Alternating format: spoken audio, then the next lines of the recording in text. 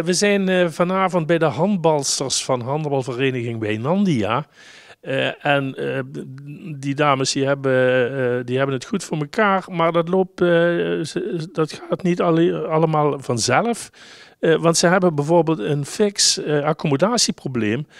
Daardoor zitten ze met sommige trainingen hier in Heerlen bij Sint-Meerten en met andere trainingen in Nut in de sportschool. Maar tegen de verdrukking in hebben ze veel lol aan het handballen.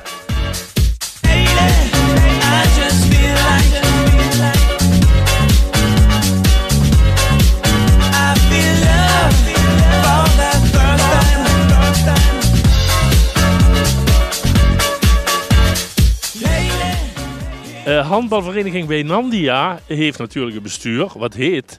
We hebben een penningmeester en we hebben 2 jonge dames die zich daar gewoon hartstikke voor inzetten.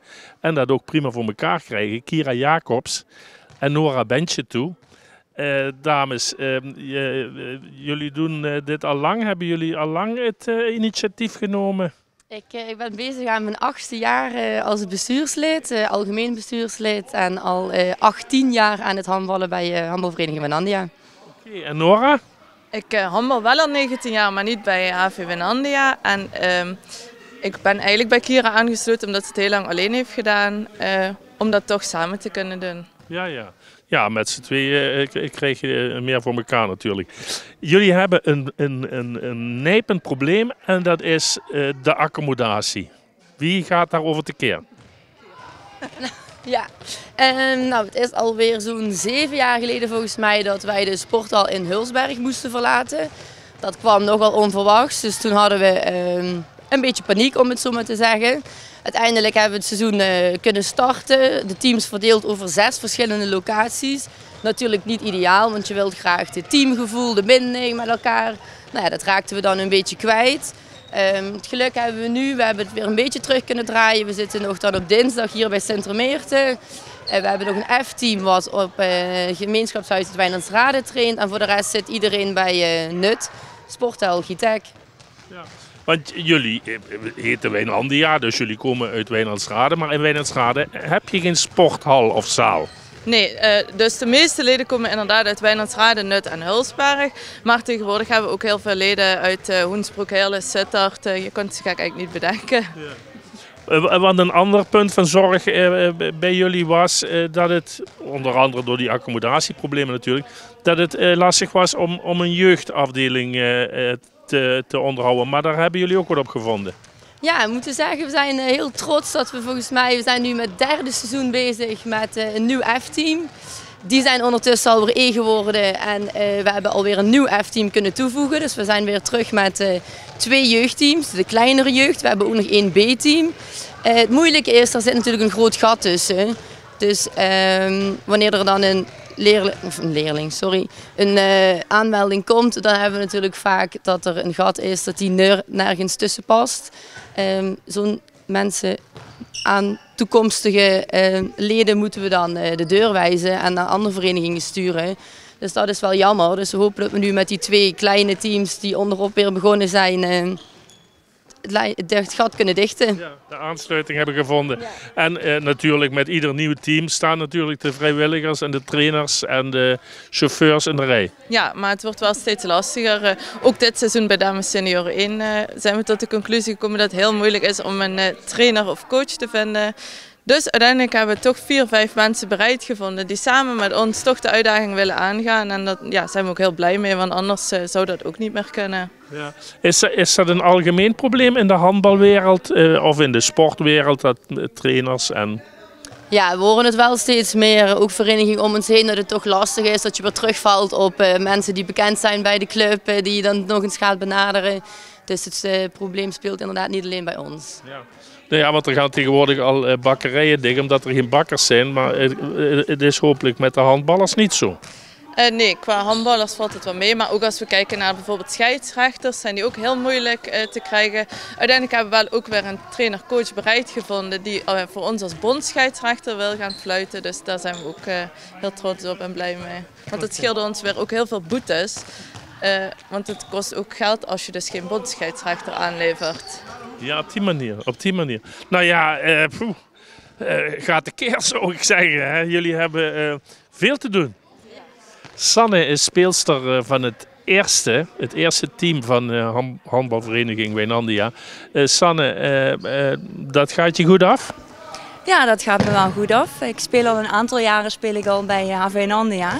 En we hebben nu ook al een aantal jaren hetzelfde seniorenteam. En dat gaat hartstikke goed, ja. Want ik heb me laten vertellen dat je tegenwoordig woont in handbalbolwerk Sittard. Maar je komt toch steeds terug naar je oude clubje. Klopt, ja, zoals ik al zei, we spelen al best wel veel jaren spelen we met de hele club samen. Ik denk dat de meesten ondertussen wel al verhuisd zijn. Dus niet meer in Nut wonen of in Wijnersrade, want daar is Wijnandia eigenlijk begonnen. Er wonen er in Sittard, er wonen er in Brunsum, er woont er in Wijnersrade. Dus we zitten eigenlijk verspreid, maar we komen toch elke keer weer samen om te handballen. Ja. Ja, hartstikke gezellig. Wat is je rol in het team? Welke positie bekleed je? Ja, ik speel op dit moment midden. Ik ben middenman, een beetje spelverdeler. Ik ben ook af en toe cirkelspeelster. En mijn rol binnen het team zelf is dat ik op dit moment ook aanvoerder ben. Onze huidige aanvoerder die is op dit moment bevallen, dus die kan even niet meedoen. Dus ik heb de rol overgenomen. En verder hebben we eigenlijk binnen het hele seniorenteam verschillende rollen. We hebben verschillende commissies.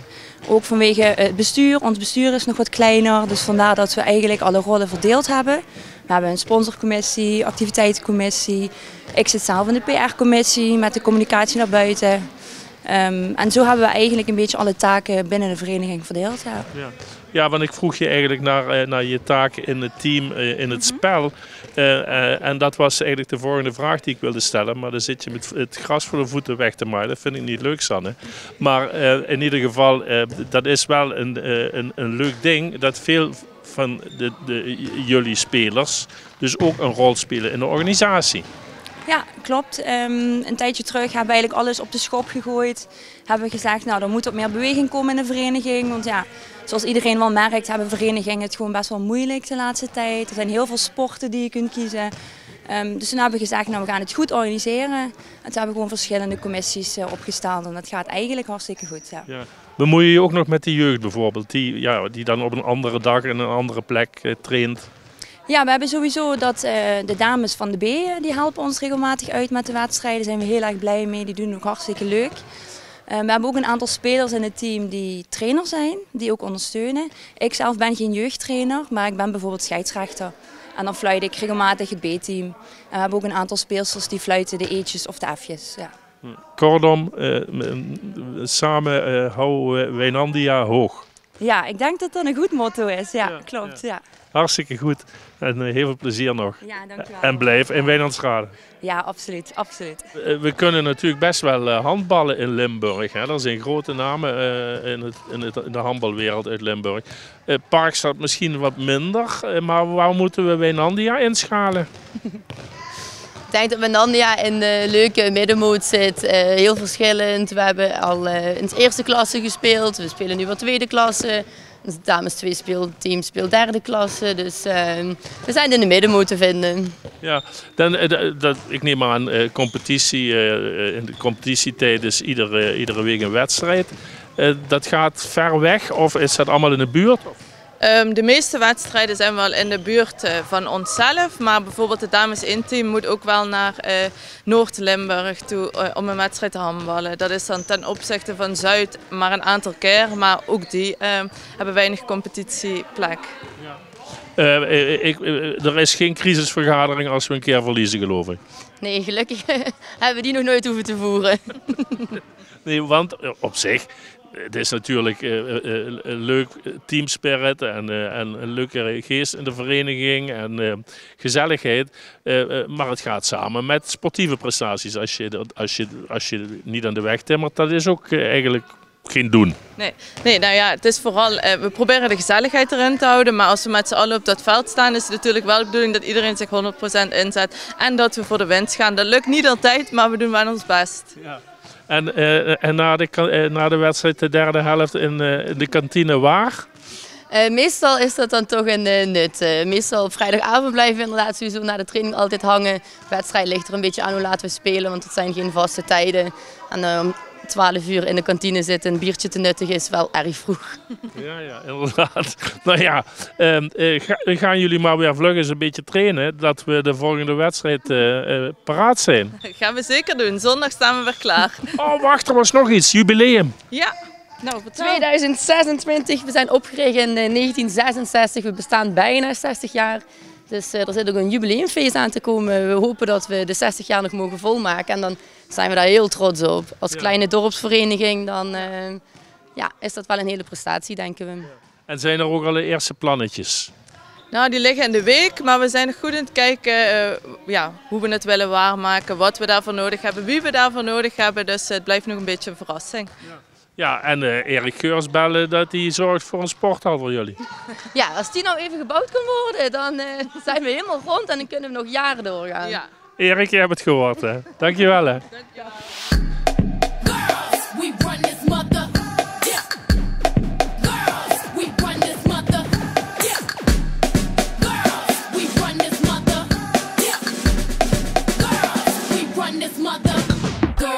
Luana en Ineke, moeder en dochter en moeder moet ik dan zeggen, die bemoeien zich met de jeugd. Jullie trainen de jeugddames. En er zijn er toch redelijk wat jongelingen.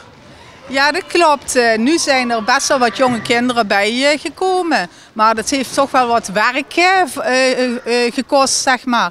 We hebben echt wel een gat gehad van een paar jaar dat er geen opvolging was van jongere kinderen. En toen hebben we eigenlijk van alles bedacht om toch de kinderen erbij te betrekken. Dus we hebben ook vanuit het Nederlands Handballenverbond kun je vragen of er clinics op scholen gegeven worden, op de basisscholen. Dus daar hebben eigenlijk de gemeente Hulsberg, Nut, waar hebben we het nog aan? Wijnandstrade, Schimmer. Nee, Schimmer niet echt, maar wel benaderd, die wil niet. Nut dus wel. En dus daar zijn clinics gegeven. En dan kun je dan ook in samenwerking met het Nederlands Handballenverbond dan 3 lessen tijdens de gymlessen op school kun je ze bekendmaken met handbal. Dus dat heeft ook zeker dit afgelopen voor de zomervakantie wel wat opgeleverd. En we zetten een advertentie of een stukje schrijven we voor de Beekdaler. En met foto's erbij. En dan wordt dat stuk, de laatste keer hebben we dat geschreven uit naam van de kinderen.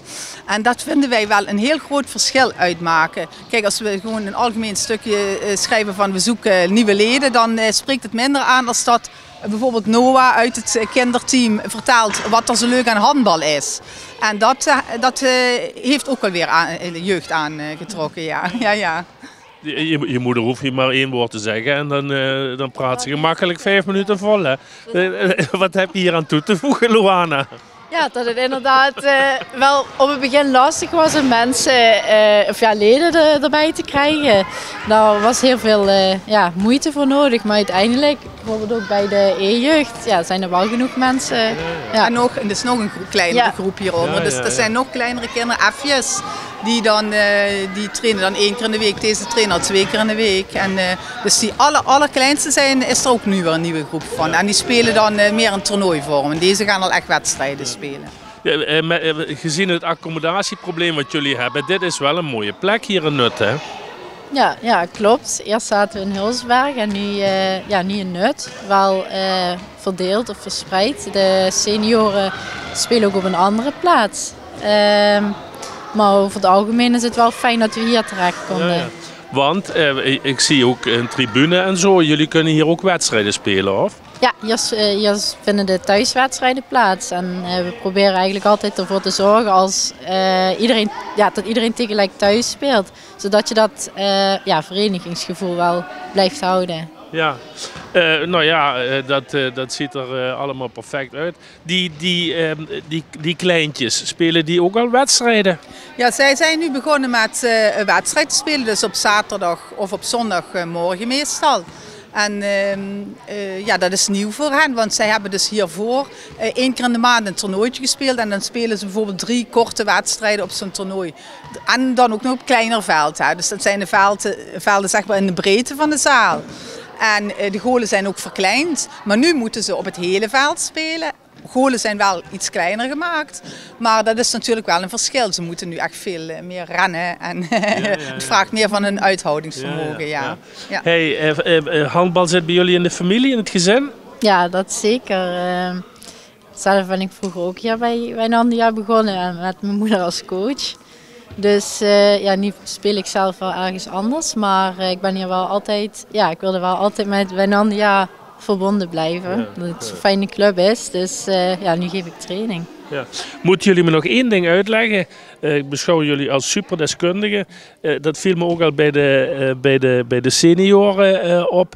Dat jullie nogal bezig zijn met springtechnieken. Hè? En dat zal in het handbal belangrijk zijn. Hè? Wie? Ja, maar daar heb je ook wel goed voetenwerk voor nodig. Dus, ja, snap je? Ja, dus, een combinatie van heel veel dingen. Een combinatie van dus, ja, goed springen, goed leren afzetten, stabiliteit. Ja, want ze moeten ook weer goed terechtkomen, niet door hun enkels gaan. Ja, dus daarom... is ook wel een dingetje bij handbal. De blessures, die lopen heel snel op. Ja. Zeker in die leeftijd, ook wat nu zo, deze dames, de wat oudere dames, daar begint dat steeds meer te komen. Dus het is echt belangrijk om... Dan is een juiste techniek ook heel belangrijk, ook om de blessures te voorkomen. Ja. Nou ja, en daar stoppen jullie alle energie in. Dus ik zou zeggen, laat jullie niet langer ophouden. Dankjewel. Ja, graag gedaan. Hè? Ja. Rianne en Sam zijn twee van de wat jongere groep. Niet de allerjongste groep, hè? Nee, we zijn van de middelste groep eigenlijk. En hoe lang handballen jullie al? Ik nu 8 jaar. 8 jaar al? Hallo. Dus dan heb je ook al heel veel ervaring. Jij ook? Ja, ik handbal zo'n 10 jaar. 10 jaar. Waarom handbal? Nou, ik had meerdere sporten geprobeerd toen ik ging beginnen. Maar toch uiteindelijk sprak handbal me gewoon het meeste aan. Ja. Niet omdat het toevallig in de familie zit of... Nou ja, eigenlijk alle meisjes uit de klas deden het vroeger op de basisschool. Dus dan ga je ook wel snel proberen. En de oppas die ik vroeger had, die zat toevallig ook hier bij de club. Dus ik ben eens komen proberen en ik vond het eigenlijk gelijk heel erg leuk. Op die manier. En jullie spelen ook wedstrijden? Ja, elk weekend meestal. Ja. En jullie winnen of verliezen vaak? Of? Ja, dat ligt aan hoe we worden ingedeeld. Tot nu toe gaat het best goed. We hebben ze bijna allemaal gewonnen. Dus we hopen zo door te gaan. Ja, oké. Nou, ik wens jullie heel veel succes. Dankjewel. Lauren is van de 1 na jongste groep. Lauren, 9 jaar ben je? Ja. En hoe lang zit je al op handbal? Jaartje. Jaartje. Ja. Vind je het leuk? Heel leuk. Ja? Ja. En je vindt het leuk om zo'n flinke poeier met die bal te geven, dat die strak in de goal komt? Ja. Je speelt ook wedstrijden al? Ja. En ben je dan aanvaller of verdediger of keeper? Of? Ik ben geen keeper, maar ik doe vaak aanvallen en verdedigen doe ik wel goed. Gewoon. Ja.